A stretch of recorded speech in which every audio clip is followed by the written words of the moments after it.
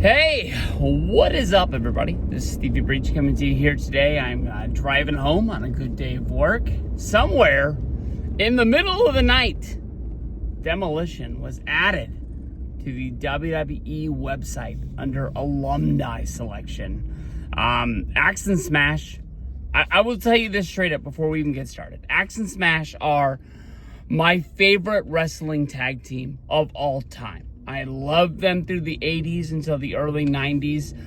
Some people say that, the Legion of Doom or the Road Warriors are their favorite tag team of all time. I will tell you the truth. I was not the biggest NWA fan. I was not the biggest WCW fan until the Monday Night Wars started. Every once in a while, I would catch like one of the Power Hours or something on the TBS. Here on the West Coast, wrestling came on earlier on TBS because it was shown live, and it just wasn't in my everyday schedule. Every once in a while I came across it on accident. I remember seeing the Road Warriors featured on the boxes of the VHS tapes at Blockbuster. I wouldn't rent them as much as I rented WWF ones, but I was in a WWF household. That's just the way it was. I think the Demolition is one of the best tag teams of all time. Were they a ripoff of the Legion of Doom? Were they a ripoff of the Road Warriors? Quite possibly. Yes, that's just the way it was. But these guys were awesome. And I was at Wrestlemania 27. The Road Warriors are already in the Hall of Fame. Demolition had two of the strongest runs with the tag team titles in the classic years of the 80s. The golden era, I guess you can say. They beat everybody. They beat all of the tag teams. If you pull up 1987, the Survivor Series, I believe it was in Ohio, they have that 10-team tag team Survivor Series match. There is literally 20 guys surrounding the ring, 10 teams of 2 teaming up in a match that you really can't see until guys start getting eliminated. Doesn't matter who they are. The Rockers, the Brainbusters, the British Bulldogs, the Hart Foundation, Strike Force, Pan Am Connection, all those teams. Demolition killed all of them. I made a video last year just talking about, how in the world is Demolition not in the WWE Hall of Fame? And I know that people are already typing in the comments that, they filed the lawsuit against WWF and WWE over the whole concussion syndrome, and they were, trying to make money off of a lawsuit or something like that.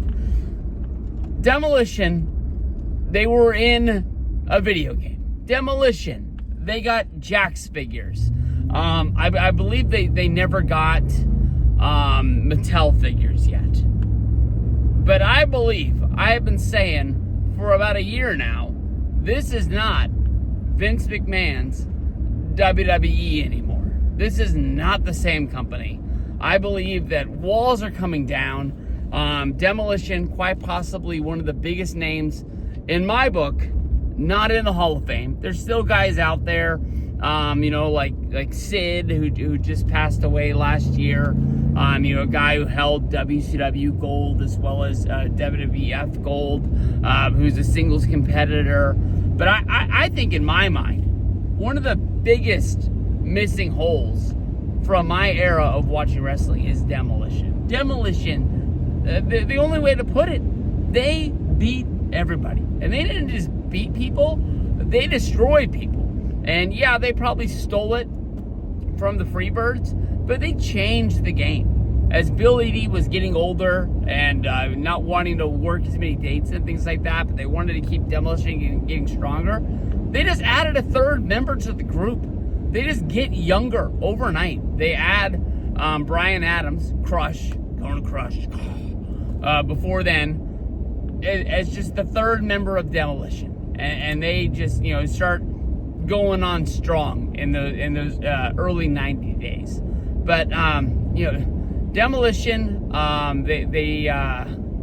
I believe they beat Strikeforce for the championship at WrestleMania 5. They held the tag titles for over a year. That is the record that the New Day broke in, like, I think they broke it in like 2017, 2018, somewhere in that window.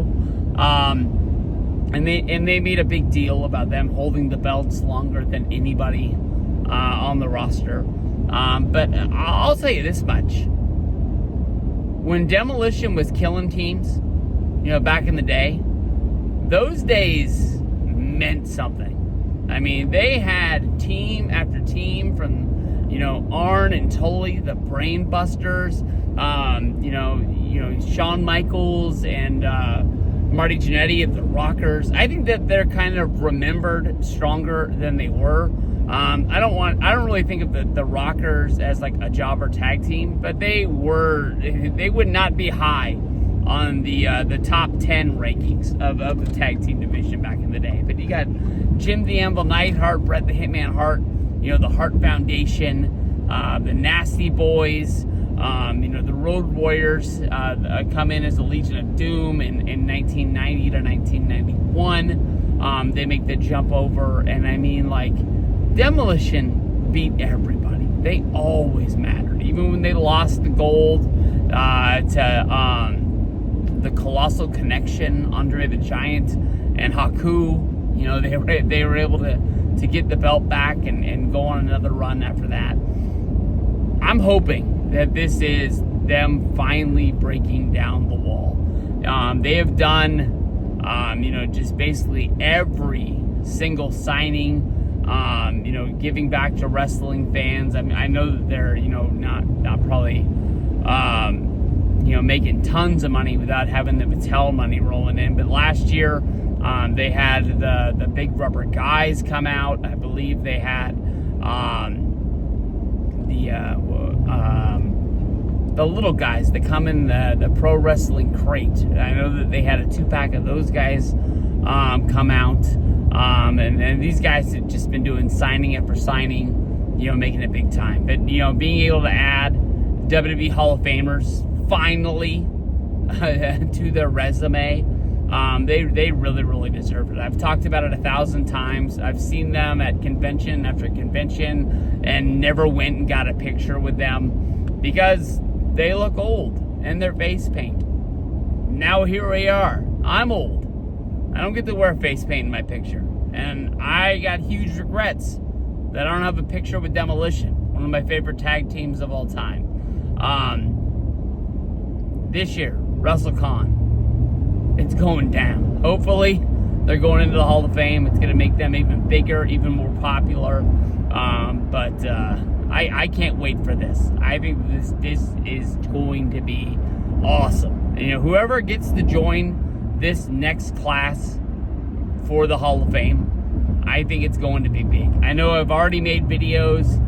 Triple H is going in. I was kind of guessing that, this would be the year for Lex Luger, Jim Cornette, even maybe the Hardy Boys, with them doing some videos for the WWE YouTube channel, The Vault.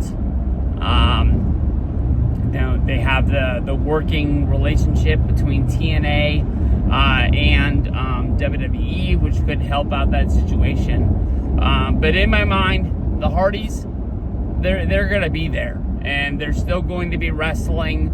I think even if you keep like kind of there's not a rule or just a straight structure, but normally you only have one tag team go in each and every year. I understand that a lot of people probably love Jeff Hardy, Matt Hardy. They're a great tag team. They're both great single stars. They really deserve it. I think if you even save the Hardys until next year, you can make a case that the Hardys could be the headliner of WrestleMania 42 if you're not doing John Cena. Even if you do John Cena and the Hardys, you're already setting yourself up to have a huge, huge year for the Hall of Fame next year. I'm really hoping this is the year of Demolition. Finally, WrestleMania 41. Peace out.